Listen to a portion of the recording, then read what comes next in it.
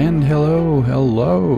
This is James Lindsay. You are listening to the new Discourses podcast, and we're going to do another episode of the Groomer Schools series. So there are two of these that exist so far. This will be the third episode. I don't know if this series will continue to expand. If I run into things I think are worth talking about, I'll keep adding to it.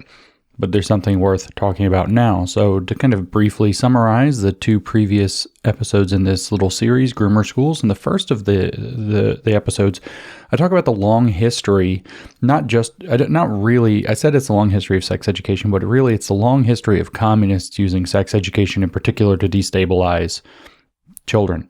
And so there is a long trajectory going back to George Lukács and the Hungarian Revolution in particular, and then seeing the development and birth and installation of queer theory into the school. So you can see the point of that is to show you that there is a communist agenda that has been running for over 100 years that involves the kind of sexual education that we see in our schools today. Now, in that podcast, I do not get into, say, Alfred Kinsey. I don't get into the gender stuff of John Money. I don't get into any of that kind of stuff. I don't know that stuff as well. Kinsey, I know, was funded by the Rockefeller Foundation and is kind of the father of all of this sex education. And I know in our grooming schools today, they're making it now where children in schools have to fill out the survey or identify their Kinsey score, which refers back to this groomer.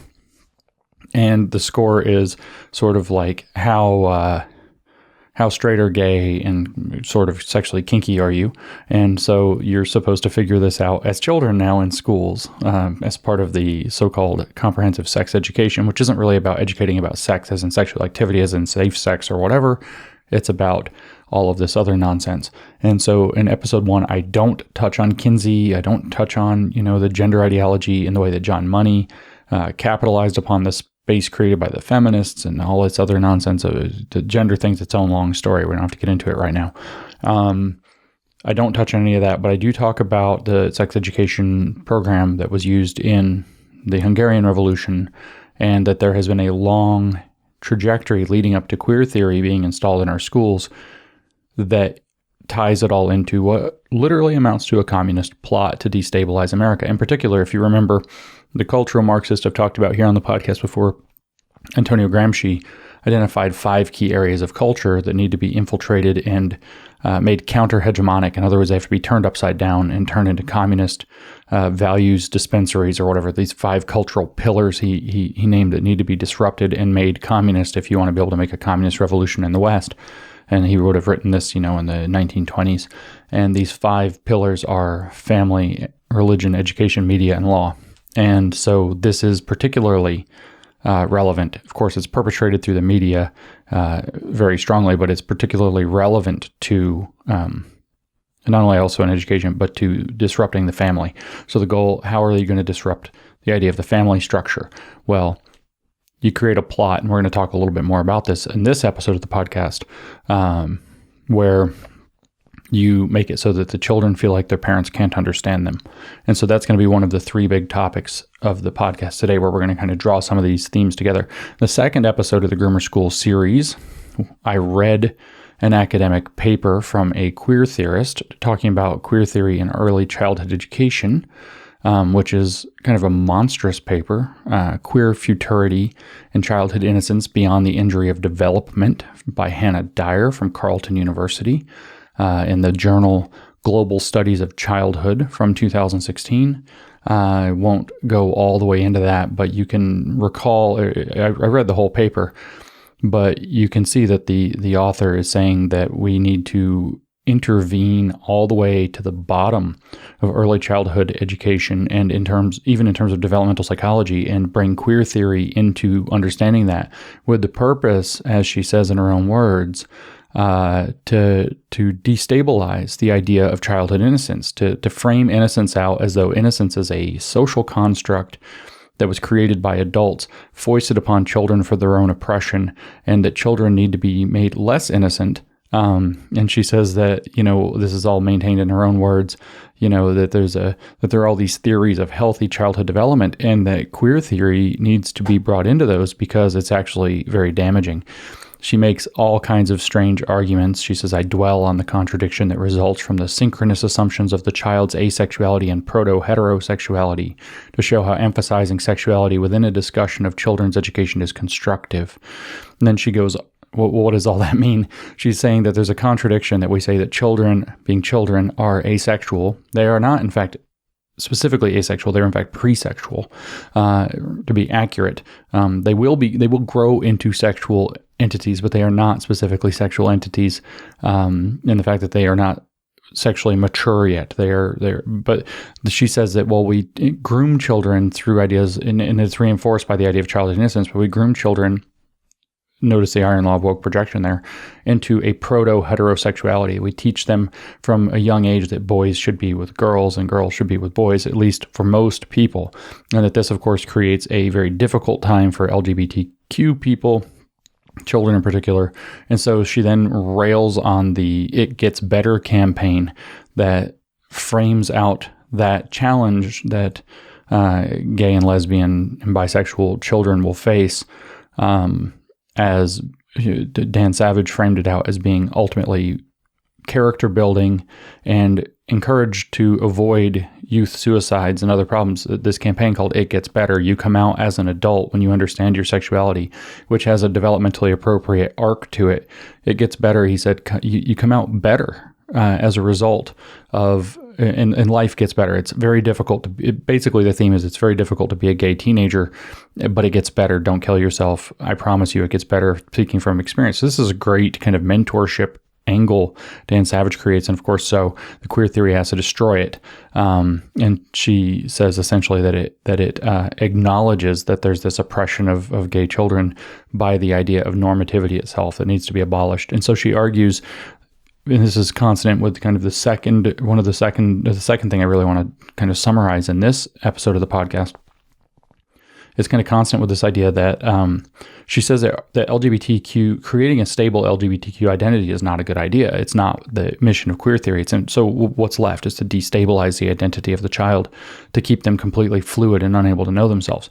And so, these two podcasts have been very, very popular here on New Discourses. They've been more popular than average, as far as I can tell from the numbers I've seen so far and how long they've been out.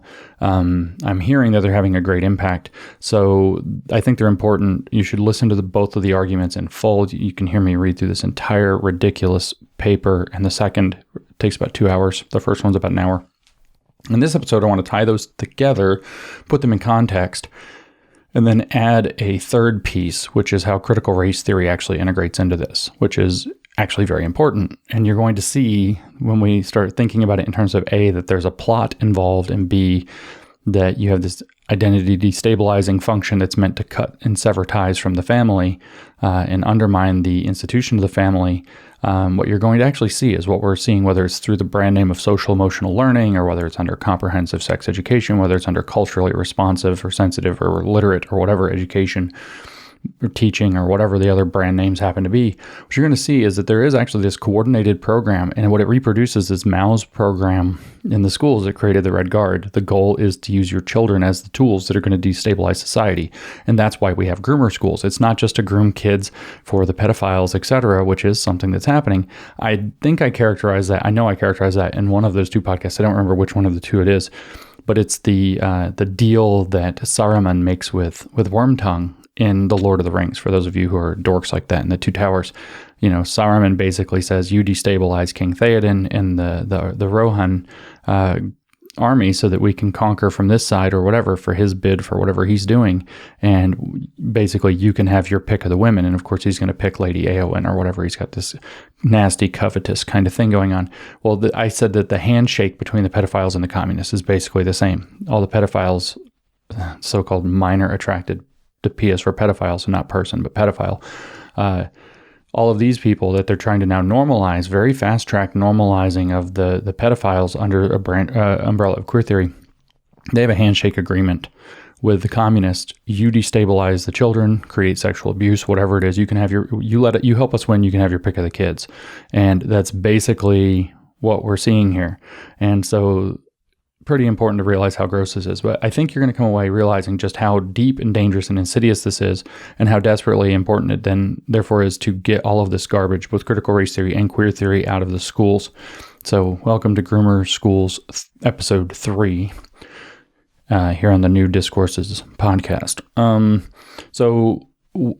Basically then I think I've outlined this enough to give you the idea that there are 3 things that I want to cover.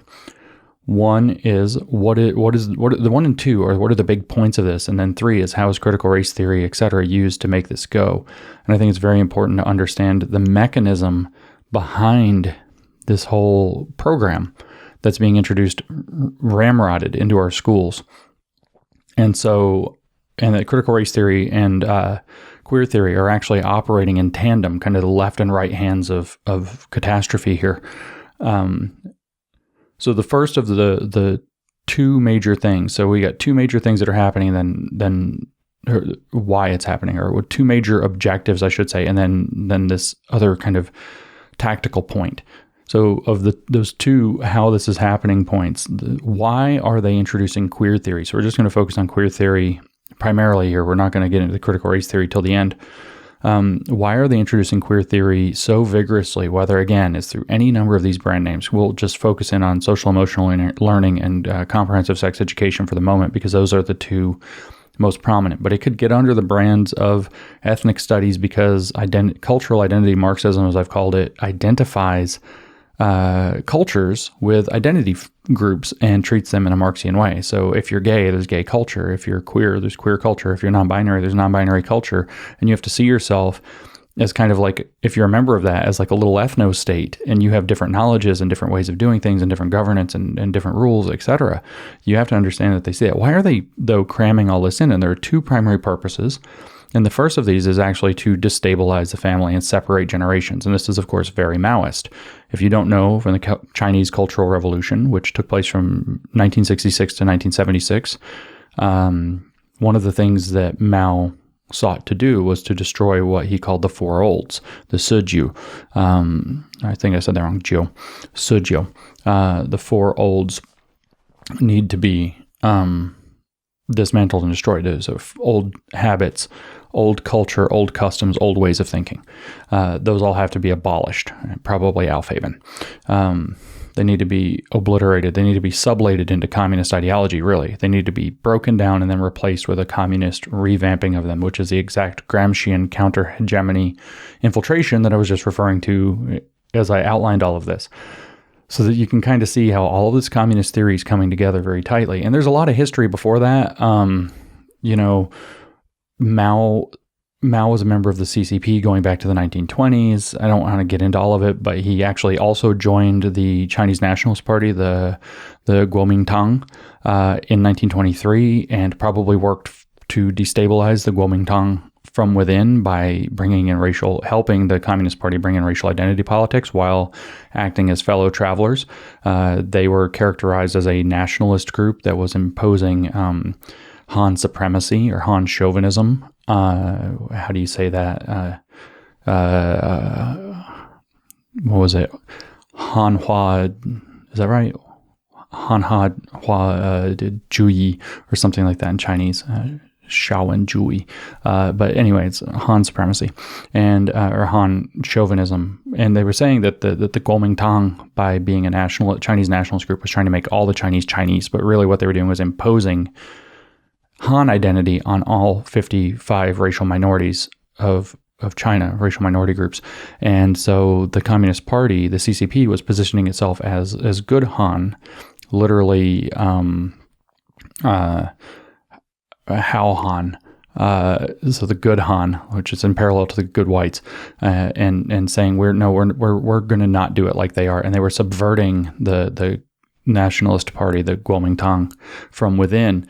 And this led eventually in 1949 to the Chinese Revolution, where the CCP actually seized power. This led in the 1950s to the Great Leap Forward, where they totally botched everything. They were able to overthrow Chiang Kai-shek in 1949 and establish their own rule. And then they screwed everything up in the Great Leap Forward. Mao gets kicked out. Mao comes back with his maneuver of the Cultural Revolution starting in 1966, which largely indoctrinated kids in the schools to become revolutionaries. And one of the main projects was to destroy the four olds. This included, of course, severing the tie from one family generation to the other. So it's kind of important, I guess, to know all that history. So separating the young generation from everything before it to create a completely kind of societal blank slate that's going to have a new ideology becomes the objective of this communist really, but Maoist, sure, move. And this is one of the reasons that they're bringing the queer theory and the gender theory, et cetera, into the schools and the sex stuff so vigorously. The goal is to make it so children are depressed and anxious, etc., but we'll get to that. But also it's to give them identity categories, sexual identity categories that alienate them from their parents. So when they go, if anybody comes up with their parents, what was the quote that went around? I saw somebody put on the Twitter, it's hilarious, where some dad who was being criticized by some non-binary or whatever, I don't have the exact thing in front of me, but this person posted her thing and everybody's calling the dad a king and whatever because he is. And so the daughter presumably has posted on social media, it took me however many years to work up the courage to tell my dad that I'm non-binary. And he said, stop using fucking made up bullshit words to describe something that doesn't exist or something like that. And he didn't want to hear it. And that alienation, though, is exactly what we're talking about. Remember, the goal of Marxism is to they say they're describing alienation, but their goal is to create alienation. And in this case, it's to separate one generation from the next. In fact, to separate one generation, the younger generation, not just from the generation above it, but from the society that the older generations had worked to create in value. So the goal is to disrupt that societal transmission from one generation of the next to cultural values and identity and kind of this continuity. Why? Because then you can foist in a new one, the communist one, obviously, a new socialist man or Soviet man or whatever it happens to be. In China, one of the things they said is men, women, boys, girls, we are all the same. I don't remember the Chinese for that. But it's a thing. And so they want to separate the generations. And Mao was very successful at that. He came in, he did this, and then you had children coming home and beating up their parents and grandparents, beating up their teachers, beating up their professors, shaming them, smashing statues, smashing old temples, smashing anything that was a relic of old culture. The Red Guard were brutal and vicious, and we've actually seen, I would say so far, fairly dim echoes of that here in the United States and across the West, but echoes nonetheless, and they could accelerate. And if this kind of programming in the schools continues, it will accelerate because that's the purpose of this grooming in schools. It's not just to have the handshake deal with the pedophiles. The pedophiles are just a useful tool to the communists. You have to understand that. They're getting used too. And on the other side, they'll probably get shot. Just like the criminals they let out of jail, so they'll go disrupt cities and communities and make everything unstable and make people wish for a police state that'll settle the crime problems and cause problems for all these people, accelerate the contradictions, just like Lenin. On the other side, the criminals they let out of prison with their so-called bail reform will come around and just they'll just shoot all of them when they get full power because they don't want their regime destabilized. So they're using those people to totally heinous, totally evil, totally vile. And while proclaiming that what they're actually working for is those people's rights. They're turning them into shock troops that they'll then kill later. Same thing that they're trying to do with your children. But the goal is going to be to separate your children so that you can't be understood. So your child comes home and says, I'm non-binary. And you're like, I don't even know what you're talking about. And they're like, you don't understand, stop that crap. Let's get you on the right track or whatever. And this is what's happening. And this is how sexuality works. And you didn't want to have that conversation for like 3 more years. But now it's been forced on you by the schools way too early. And now you're stuck having this freaking conversation with your kids that you wanted to wait for a little bit more maturity. They, of course, would say it's a factor of privilege, that other people don't have that opportunity or right, and that's a privilege, a feature of privilege, so it needs to be disrupted and dismantled. And the childhood innocence is the narrative that's enabling it, and that's just another artifact of privilege that proves that you're in a privileged position that needs to be disrupted and dismantled, because racial minorities or sexual minorities or gender minorities don't have that privilege. They have to deal with the fact that they're other and they're different and they're outside of the norm that the dominant society proclaims. Of course, this is just straight Marxism. This is Marxism. You find the dominant interests and then the people outside of it, and you agitate the people outside of it and try to alienate them from it. That's Marxism in a nutshell. So they get these kids at school to adopt all these sexual identities. They can't relate to their parents. And then what is the classic line? Well, you just don't understand, Dad. You just don't understand. Well, this is put on absolute steroids when you start having, sexual fetishism, 200 different genders, 200 different sexualities, all of which are made up words that are literally mental illness given an academic term that ends in gender or sexuality or whatever. And something sexual, something, demisexual, demi-romantic, agender, demigender, all of these complicated things, gender, all of these things. And then the kids come home with this crap all up in their head, thinking that this applies to them, just like any freshman taking a survey of psychology course used to be warned, like, you're going to think you have every psychological illness in this book, and you don't, because everybody has traits of these things to some degree, but it's not you. But when you're dealing with even younger kids, you can convince them, no, you really are, the fact that you're sometimes attracted to people, but only if you like them, that's got a special sexuality name. That's demisexual or whatever, or lithsexual or whatever the hell it is. I can't remember. So you've got these weird names, and they actually start to believe that's who they are, and they start to groom that identity into them. And then they're going to go home and like, well, Mom, I'm a pansexual, I'm a lithsexual, pansexual, demigender, yada, yada, yada. And Mom's like, what? And so there's some alienation already beginning. And then Mom's like, that doesn't make any sense. Here's what's really going on. People aren't always turned on, and people do tend to only be attracted to, especially women tend to be attracted more only when, or sexually turned on only when there actually is, romantic attraction as well, et cetera, blah, blah, blah. This is normal. It's not a special thing. Yada, yada, yada. You don't need these words. You don't understand, Mom. And then they're going to be told, well, we have to do this at your school. And, your parents won't understand. We're going to help you transition maybe from boy to girl or girl to boy. And we're not going to tell your parents because they'll probably beat you up, or they'll disown you, or they'll try to dissuade you if they don't understand who you really are. But we here, the groomers at the school, do. And so we're going to, we're going to keep the parents out of this. So there's the goal then.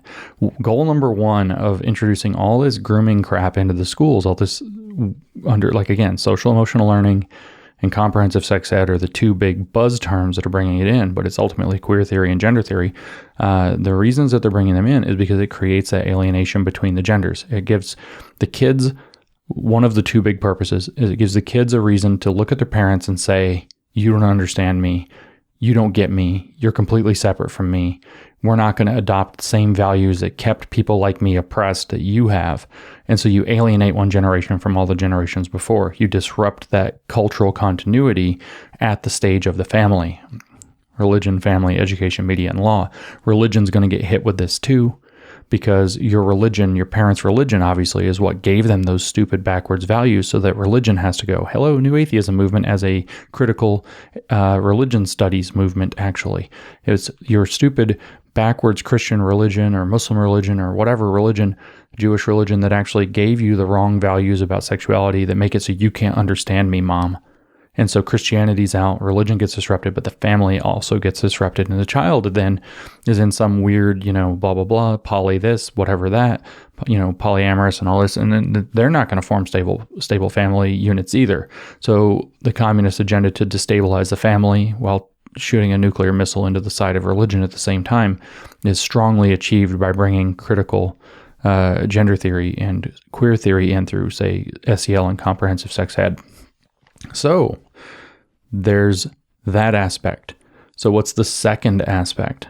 The second main objective with bringing all of this groomer, queer theory, sex ed stuff in is to destabilize the kids themselves. So there's one thing is to separate genders, to disrupt the cultural continuity so that you can create a totally new culture. I talked about Mao there, by the way, but I should also mention Pol Pot. Pol Pot did this kind of same stuff in Cambodia, 3 million murdered, totally brutal. His was actually where Mao was still doing a very modernist approach. Pol Pot often gets told that he wasn't not a real communist because he's actually postmodernist. And most of his approach, he studied at the Sorbonne with a lot of the postmodernists in Paris, and adopted a lot of postmodern ideas into his ideology. But the goal was to create, for him, year zero. Everything before year zero. To talk about a great reset, or talk about a great leap forward, or talk about a cultural revolution. Everything before in Cambodian history for Pol Pot was supposed to be erased. We're going to start afresh at year zero. Of course, this is also what happened. What was the agenda of the French Revolution, which Pol Pot, having been educated at the Sorbonne, right down from Rousseau's grave on literally the same street, would have, been aspiring to. And, the French Revolution, they even created a new calendar that only had 10 months. And that's where you end up with the so-called Thermidorian reaction, which was actually referring to a period of time and a month that nobody recognizes because it's a pretend month. Of course, calling them months is a little silly if there's only 10 of them, because the month is for month, and the moon has a 29-day cycle of phases, and that's why our months are roughly 30 days, but what are you going to do? The point was to create a year zero. So the point here is also going to be to create a year zero. And one of the ways that you create a year zero is by not just separating one generation from the other, but also by destabilizing the people. Oh, no, sorry. That's not even what I wanted to say. I just wanted to say that the previous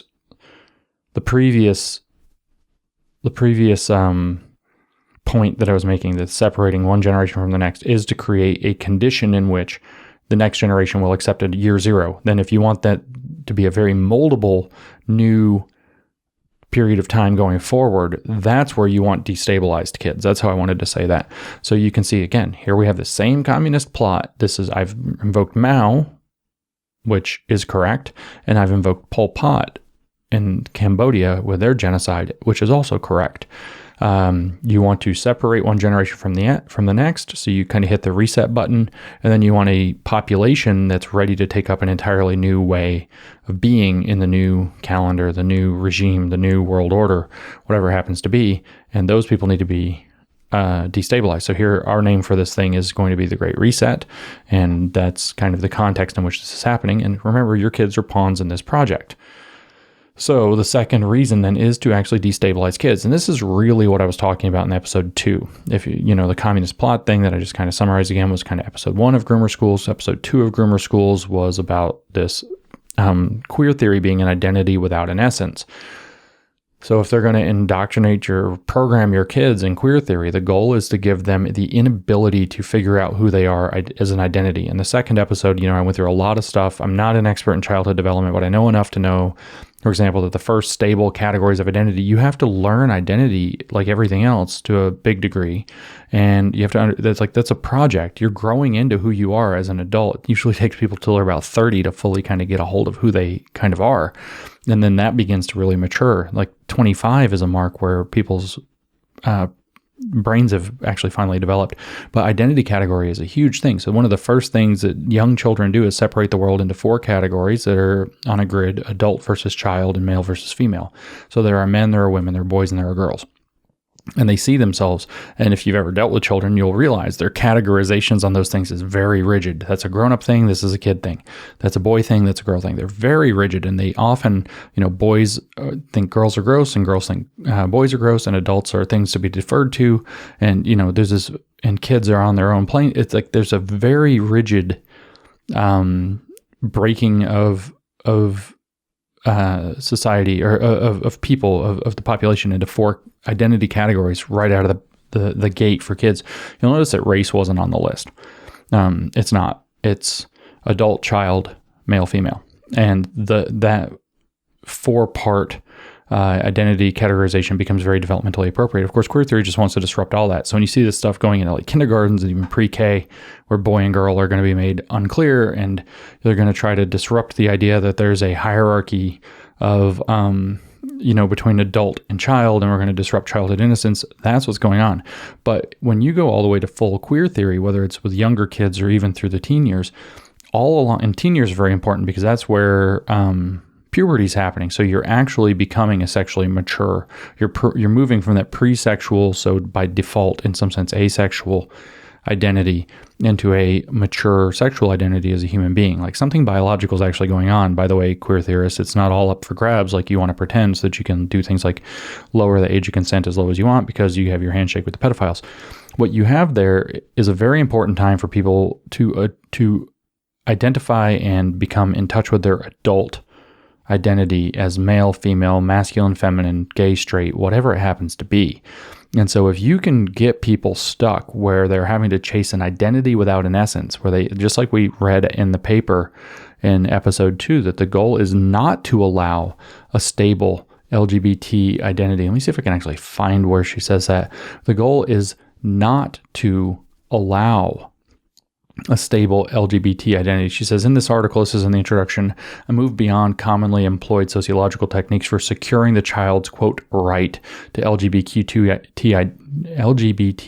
identity, and assert that queer theory's growing attention to discourses of childhood offers methodological, pedagogical, and epistemological advances to the provision of care for all children. And she says that my argument begins with the premise that developmental theory and its attendant model of developmentally appropriate practice can be destructive to some children's imaginative and social capacities when not attuned to their possible queer presence and futures. So the goal she's laying out, and it's more explicit somewhere in here, I remember, but I don't have it right in front of me in that regard. I don't want to waste time looking for it. The goal is not to allow kids to develop, adolescents to develop a mature identity for themselves, a healthy, solid, stable identity. The goal is to keep things unstable. Identity must be queer. It must be fluid. It must be the identity without an essence. It must be constantly movable, which makes it impossible to get to know yourself, or in the common parlance today, it's impossible to become based.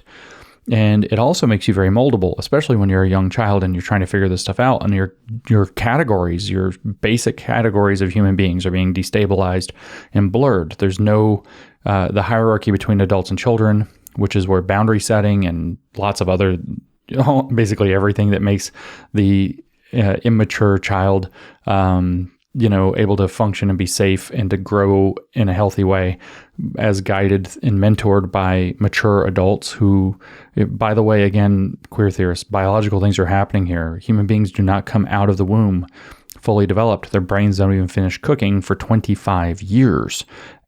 So messing with that is very destabilizing. The goal there is to destabilize the identity. The reason that they want to destabilize identity, though, is because they came to understand through the 20th century, first kind of in a big burst in their late 1930s, and then in another big burst in the 1960s and early 1970s, that the proletariat, the working class doesn't make for a good proletariat. In other words, the working class doesn't make for a good base that you can radicalize and have a revolution with. Because if you start agitating them to become Marxist revolutionaries, they're going to start agitating for economic changes. And then, frankly, when some of those economic changes begin to happen without revolution through incremental changes, maybe they're antitrust laws, maybe, there are certain worker provisions, safety, protection, fair pay, whatever they happen to be, different provisions come in. The working class actually can start to build a better life and become a stable middle class, which is, for Marxists, a very bourgeois, terrible thing to have happen. And in fact, they become counter-revolutionary, as Herbert Marcuse pointed out in 1969. You end up with a counter-revolutionary force out of what you thought was supposed to be a revolutionary force. So Marxism, in a sense, becomes self-defeating, because as you start to work people up to become a revolutionary entity, they end up achieving just enough changes, and through liberal incremental means, step-by-step progress, which all of these ideologies, including critical race theory, explicitly repudiate, to where their lives become better. They can build a better life. And as Marcuse points out, it is in fact a good life that does, as he says, deliver the goods, but it's not a communist life. And so they say that it prevents them from envisioning an even better possibility that's outside of the existing structure. So in a sense, the society becomes self-stabilizing if you agitate along economic lines. And so this became a problem. This is where Marcuse is saying we need to find a new proletariat. We need a new working class, when he writes in the Essay on Liberation. And he talks about it in One Dimensional Man, his 64 book and his 69 essay. And so where do they find it? Well, they realized at some point, because Marcuse is talking about the feminists, the sexual minorities, the gender minorities, well, not the gender minorities, sexual minorities, and the racial minorities, and particularly his so-called ghetto populations, that if you go into identity politics, there's some energy there. And this is what I said is the birth of identity Marxism, which later, after postmodernism got infused, took a cultural turn. And so this is literally this shift to identity politics, as I said in the episode of the podcast where I talk about the two podcasts where I talk about the birth and development of identity Marxism. What you have happening is the shifting out of economics, which can be stabilized, and into personal identity, which if you disrupt that is very difficult to stabilize. And the reason is, as I've said many, many times, and think again, the context here is that this is what they want to do to your kids, is that, and kids become very important here, is that they wanted, the point of critical theory is to generate psychopathologies and personality disorders. That's what Marcuse's point is in saying in the first section of Essay on Liberation, that that they're looking for a biological foundation for socialism, where biological doesn't mean literally genetics. And so we can avoid the eugenicist charge. What that must mean by saying that it's going to occur through introjection of morals and making it so people can't survive without liberation is that they're inducing psychopathologies and personality disorders. Now, psychopathologies can probably be introduced into people at any age, and maybe personality disorders can, but most of the personality disorders set in childhood. Schizoid personality disorder is probably, for example, caused specifically by having inappropriate romantic expectations or other kinds of expectations between adults and children, by breaking down the usual adult-child relationship, usually between the ages of like 6 and 10.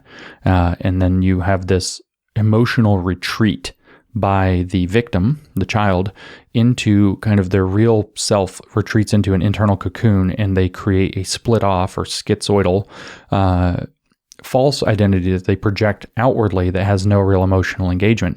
And schizoid personality disorder, I bet if we did a wide survey, probably shows up disproportionately. And you see this from like Lobachevsky and so on. But it probably shows up disproportionately in identity type activists.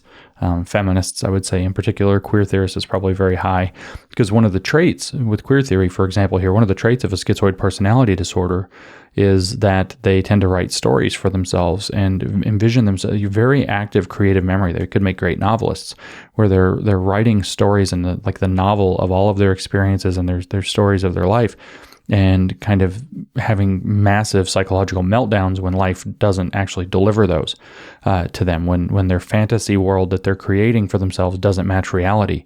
We're also, when we're looking at these issues, though, all of the cluster Bs, I mentioned schizoid, but there's also borderline, antisocial, narcissistic, etc. You get people to focus on their identity all the time as a kid and tell them that that's what makes them special, and that they have to think about who they happen to be and how it makes them special. I mean, this is and affirm everything, affirming, celebrate. Narcissism, here we come. All of these kind of being a foil to an adult project is going to create borderline and antisocial personality disorders. So you're going to create personality disorders. Those don't easily resolve. You can fix people's economic situation and they give up their revolutionary energy. But if you break people psychologically and give them a personality disorder, they're a dissident for life. That's, again, where I want to remind you, your children in schools you pay for with your tax dollars are the targets of this intentional agenda. That's what's actually going on with Groomer Schools. And so to destabilize the children so that they'll become, as they grow up, somebody who cannot get to know themselves, riddled with anxiety, riddled with depression, riddled with social anxiety, riddled with personality disorders, budding personality disorders, I should say, creates a revolutionary class where they cannot fit into society, exactly like Marcuse argues is absolutely necessary to create the liberation revolution that he's aiming for in the Essay on Liberation in 1969. So this is exactly what the purpose is. So purpose number one of all of this Groomer School stuff is to separate one generation from the other. You can create a year zero that way. Purpose number two is to create a destabilized population that can't function outside of a context in which they're basically being affirmed and taken care of constantly, and that can be told how things are going to be. It's very easy to create one identity crisis after another identity crisis after another with this kind of destabilized population that can't know who it is. But don't worry, you have, the grooming facilitator to come in and say, well, let's talk about how you really feel about things and blah, blah, blah. No, don't you think that maybe you would be a really lovely little boy instead of a little girl? If you ever feel that way, I'm happy to talk to you and this is grooming. And what you're actually doing is creating a destabilized person who then is looking outward to figure out how to figure out who they are, while projecting that it's happening within them. This is when I say this is stuff, psychological abuse on children, and that people who are doing this they don't just need to be fired, they belong in prison. I fully mean it. And then you see that this is actually a agenda being driven by a communist attempt to destabilize the population so that they can have their revolution, led by the students. Remember, Marcuse was we need to use the students. Why? Because they're young, they're idealistic. Nobody wants to crack too hard on a kid, a young person, and it doesn't work anyway because they're so young and idealistic. Mao used the Red Guard. The whole picture is there. Hitler had his Hitler Youth. I mean, this whole thing, to bring the kids in that way is a thing. And that's what they're trying to do with your kids in the school. And so we're reproducing Maoism again. Destabilize the individual, get them to think in terms of identities where some authority figure is saying these identities are good for these reasons, these identities are bad. And that brings us to the third point of this episode. How does critical race theory tie into all this? Because I've spent all this time in these podcasts talking about queer theory and critical race theories there. And I've been saying for a couple of years that critical race theory, and I did a podcast with this, critical race theory and queer theory are not particularly compatible theories. I'm not going to go into why here, but they're not particularly compatible. And a lot of people can see that. The most simple is that an identity without an essence at queer theory and the moral racial essentialism in the heart of critical race theory means that every identity has way too much essence. So you can see they're not particularly compatible theories.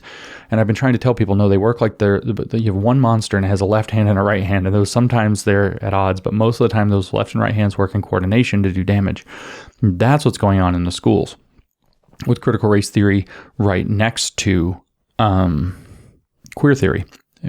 And again, it's all happening under the brand name, or being brought in through the brand name, I should say, of social emotional learning, culturally responsive and sensitive and whatever, and sustaining teaching, blah, blah, blah. So here's what's happening. You have to understand that the way that communism works at kind of the cultural level to achieve its revolutions, what it tries to do is it tries to take the repositories of privilege, particularly children in the Maoist and post-Maoist eras. It wants to take the children, and of course this is what Lukács was up to, and it wants to not just separate them from the previous generation and get them to destroy the previous society and be moldable to a new one, but it also, and if I made a noise there, I bumped my microphone, I'm sorry. It also very deliberately wants to take children of privilege and to destabilize those people most. The people who are in some regard the inheritors, the chief inheritors of the cultural milieu that already exists. So that's what they would call the culturally privileged people. And it wants to destabilize those people most because they are where things are going to move the most effectively from one generation to the next. So if they can change those people, they can change everything. Okay, so critical race theory exists to position whiteness as bourgeois property, as bourgeois cultural property that needs to be abolished. And so it scapegoats whiteness. And it says that white people are intrinsically tied to whiteness, whether they want to be or not. Asians apparently have white adjacency. Other people act white. Some other, light-skinned Latinos apparently also, et cetera, would have whiteness available to them and so on. And whiteness is inherently anti-blackness. And there's your simple dichotomy. So what they want to do is they want to peel off those most privileged kids and make sure that they are the ones who get the most destabilized. Well, isn't this just genius? Isn't this just brilliant? Because they scapegoat, of course, right now, white is still the majority race of the United States. It will not always be that way, probably, but it will be a very large racial bloc for the foreseeable future throughout the West, but in particular in the United States. Because that's in Canada, because that's the two main targets. Canada, United States, and Great Britain are their biggest targets, by the way, because if those, especially U.S. and Great Britain, fall, then they can move their ball. And if one or the other of the U.S. or the U.K. rejects this, they're going to have a much harder time, especially if it's the United States. But anyway, picture this. Use something like critical race theory to scapegoat whiteness. So you tell all the kids in their school using critical race, culturally sensitive or whatever teaching, that whiteness is bad, association with whiteness is bad, there's all this racial guilt that goes with it, your ancestors caused all these things, so you're complicit in that, you benefit from it, so you're bad. So white racial identity, or white adjacency or anything that can be branded white supremacy culture, etc., but particularly white racial identity becomes taboo. And for young people, it's very easy to get them because they're young, they're sorting out identity, they're looking for ways to understand themselves. It becomes kind of a big deal. You really don't want to be encouraging racial identities in kids, but critical race theory thrives on it, and here's why. White racial identity, it is the avatar of what Marxists all along would call dominant culture. I think that that's a Marxian trap to talk about it as dominant culture, but that's their phrase for it. So they represent the children of dominant culture who are going to have the most infiltration of dominant culture into them from one generation to the next, and they have their identity made taboo. So there's nothing cool about being white or straight, etc., but especially nothing cool about being white. In fact, there's something uncool about being white. That's why you have so many people, partly because there's an employment advantage, but partly just because it's cooler, trying to claim that they have little bits of this identity or that, and they're faking it. Elizabeth Warren's a Native American, etc. Whatever. But it's because white is taboo and not as cool under this doctrine of whiteness scapegoating at the heart of the racial conflict theory that is critical race theory. And so white kids don't want to be white, or if they're stuck being white, they can't pass off anything else. What are they left with? Well, they have to adopt some other identity category that has social cash. And what are those going to look like? Well, they can become non-binary. They can become trans. They can become some sexual minority. They can become demisexual, which is just basically meaning being a girl. They can, if they're female especially, they can adopt any number of these weird sexual identities. They can adopt a mentally ill identity. They're anxious. Remember, I am the CIA. I have generalized anxiety disorder because mental illnesses become identity factors. So what you're going to do is you're going to take these white kids and very disproportionately create gender dysphoria, sexual dysphoria, social adoption of gender and sexual minority identities that they're then going to try to live up to through the fact that they're alter casting themselves into those roles and then trying to live up to them, which is going to mean they're living a lie and not getting to know themselves, more destabilization, more anxiety, more depression. And they're also going to do the same thing with anxiety, depression, other mental illnesses, including personality disorders. Oh, I'm just schizoid. I'm very interesting, yada, yada, yada. And so the white kids in particular, lacking any cool identity category, can find a cool identity category by claiming to be a gender or sexual or mental capacity minority. And so they grooming schools, white kids in particular, into becoming self-identifying as a gender, sexual minority or as having a mental illness, which will then, the social contagion theory, in other words, that, oh, my friends are doing it, so I have to do it too. That's like the tip of a really ugly iceberg, because there's actually a selection pressure being caused by critical race theory that drives that social contagion. It's not just my friend said she's trans and she became interesting, so I want to be trans.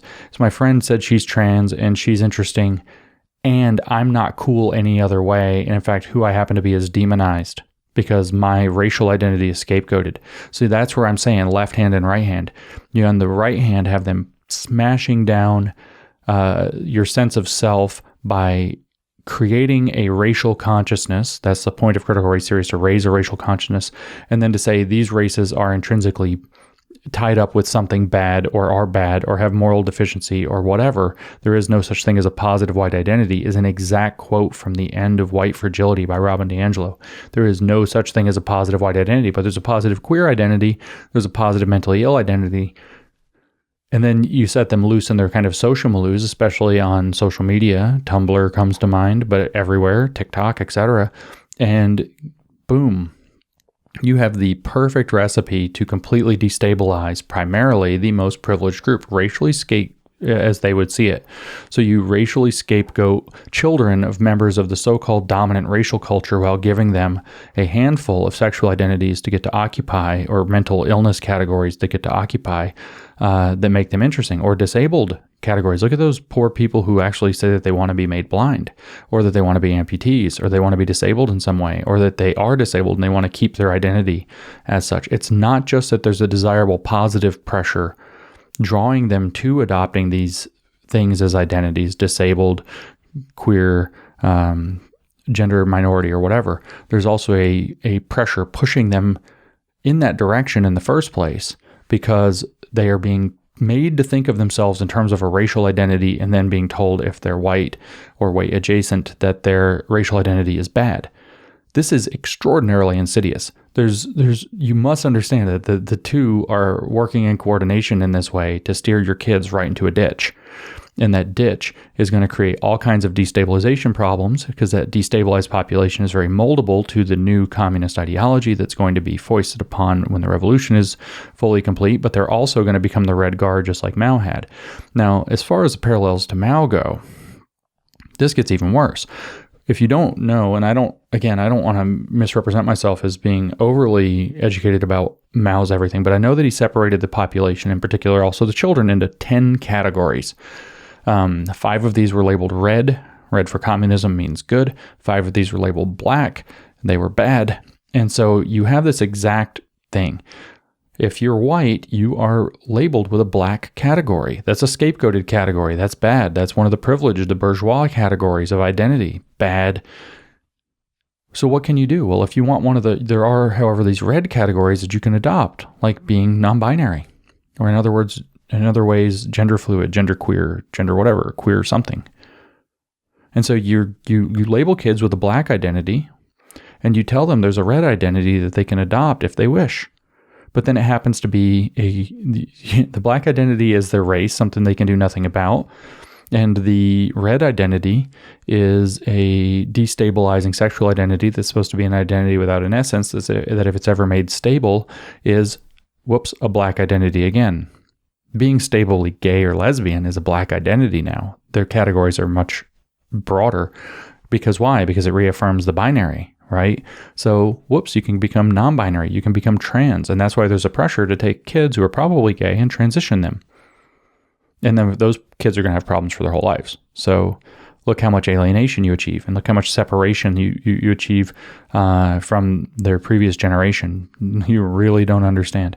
So you are using something like critical race theory to take an issue like race or ethnicity, which you can do nothing about. It is literally an accident of birth, to create what Mao would have regarded as a black category, and then offering kids red categories that they can adopt if they happen to be in that in one of those places. And so they're going to the pressure to adopt a red category when you create these kind of struggle session based communist little grooming schools is enormous. And so you can see that the grooming dynamic there is incredibly strong.